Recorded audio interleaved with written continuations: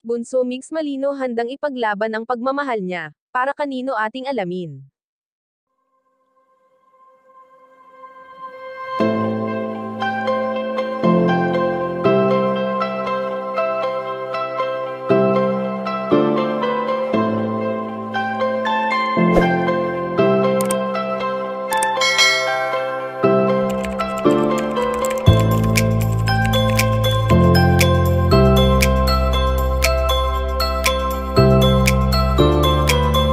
Alam naman natin kung gaano pahalagahan ni Bunso Mix Malino ang mga bagay na nagpapasaya sa kanya ngayon. Sa ilang taon na nabalot ng lungkot ang binata, ay sadyang deserve niya ang maging masaya muli sa piling ng mga taong nananatiling totoo na nagmamahal sa kanya.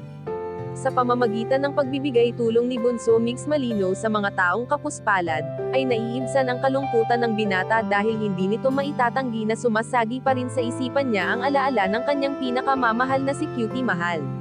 Kaya naman hanggang ngayon ay binabalik-balikan pa rin ni Bunso Mix Malino ang mga bagay na nagpapaalala sa kanyang prinsesa, at isa na nga rito ang mga lugar kung saan sila madalas magtungo noong ito ay nabubuhay pa. Bagamat halos kay Cutie Mahal umikot noon ang mundo ng binata, ay usap-usapan ngayon sa social media kung ano ang madalas nilang makita kay Bunso Mix Malino at ito nga ay ang pagsama nito sa kung sinong babae. Subalit ngayon nga ay aming napag-alaman na handang maintriga si Bunso Mix Malino, maiparamdam niya lamang ang kanyang pagmamahal sa babaeng ito, ang pagmamahal na noon pa man ay hindi nawawala, dahil nakatatak na sa kanyang puso't isipan ang masasayang araw na sila ay magkasama pa ng kanyang pinakamamahal na si Cutie Mahal at wala nang makakapagpabago pa nito.